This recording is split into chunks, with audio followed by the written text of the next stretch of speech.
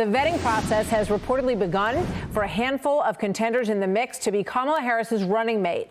Many of them from battleground states, including Pennsylvania, Michigan, Arizona, North Carolina, that could make her campaign more competitive in the weeks ahead. Let's bring in our great panel. We have Josh Kraushaar, Fox News Radio political analyst and Jewish Insider editor-in-chief, Mike Allen, Axios co-founder, and Juan Williams, Fox News senior political analyst. Great to have all of you with us today. So, Josh, let me start with you. As you look at this VP situation, what does she need to shore up what might be some of her weaknesses? That's what candidates always seem to look for in the VP contest, and a lot's happened in the last 24 hours. Yeah, well, typically a nominee is looking to balance some of their weaknesses with the running mate pick, and Kamala Harris is viewed as pretty progressive. I think she's going to be looking for a more moderate running mate. And look, she is exciting some of the younger, more diverse parts of the Democratic base, but she needs to win over some of the areas of the Democratic Party that Biden did well with, older, whiter, more moderate voters. So you're hearing Mark Kelly, the senator from Arizona, who has won in a big battleground state a couple times. I think he's going to be on that very short list. Governor Josh Shapiro in the state of Pennsylvania. I mean, that's got to be the most important battleground state on the political map. He is one of these moderate Democratic governors who has won over independents and actually has gotten support from some Republicans as well. So I think those two Democrats are going to be on the very short list, but Roy Cooper, the governor of North Carolina, and Andy Beshear and a few others I think are also going to be considered in that list. Yeah, one, the New York Times did an electability test, essentially, on a number of factors. We have it up on the wall here. We looked at it a little earlier in the program. Interestingly, Kamala Harris was, according to their measures, the weakest of the possible replacements for Joe Biden. Josh Shapiro was number 1 at 7, and Mark Kelly 6.6. Andy Beshear right behind him at 6.5. Your thoughts on who you think Kamala Harris, the vice president, should pick? One. Well, I think it all comes down to electoral college math.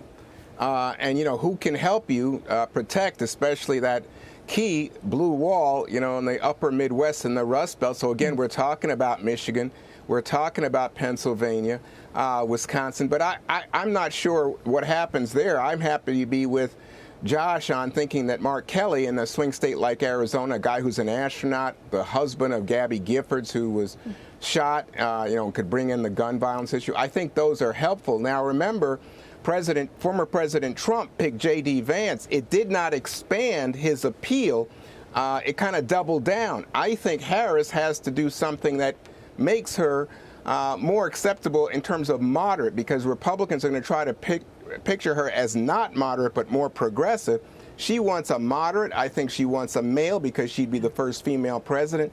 And on that count, she's got to go towards people like Governor Cooper of North Carolina. So it's interesting mix, but I think it's all tactical at this point. Yeah. Mike, I'm curious what you think about that. I remember the Trump team saying, you know, we have to go first. We're picking the vice president. We don't even know who's at the top or the second place in the ticket on the other side. Your thoughts on all of that? Yeah, Martha, one way that Democrat put it to me is what we're looking for is a boring guy from an exciting state. So looking very much at those blue wall states of Wisconsin, Michigan, Pennsylvania, which the Democrats absolutely have to win. Financial Times out with a story today saying that Hollywood money is very excited about Senator Mark Kelly of Arizona. And usually the VP pick is do no harm. This time, though, she definitely wants it to be additive. And picking up on Juan's point, one Democrat said to me, this is purely a math problem. Looking at the other side, especially as in light of the change at the top of the ticket, people have started to second guess the pick of Senator J.D. Vance on the Republican side.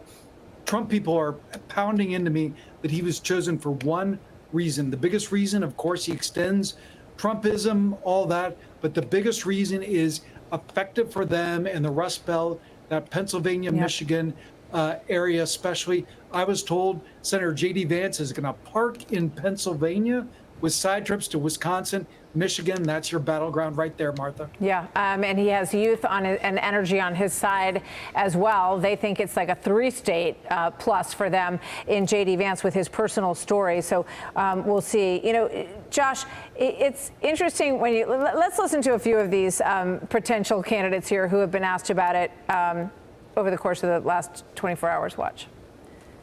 The only way I would consider something other than this current job is if I believed I could further help my people and to help this country. We have the same values. We believe we can win in the Midwest. I'm very interested in making sure that Kamala Harris becomes the next president of the United States.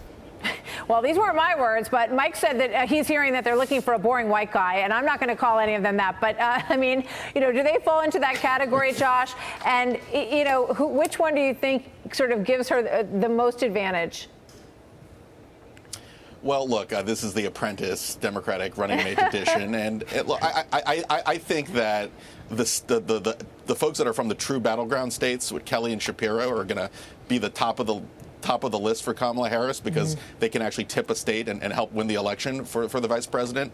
I do think that Shapiro is the only candidate on the list that has been mentioned as a presidential prospect of his own. He's got charisma. He's got a lot of political talent. So, you know, a lot of these other, I wouldn't use the word boring white guy necessarily, but these are the other three are more conventional, more secondary type figures. Shapiro would be a true political prospect, an all-star on the Democratic lineup. Yeah.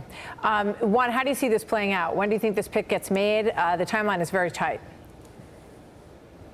Well, I think they're going to try to preserve it until the convention, or right before the convention, much the way that like former President Trump did with Vance. But I think that one other factor that we have to consider is that whoever is selected is going to go up against Vance in a potential debate. Sure. And the Democrats want that person to really say that Vance is the radical.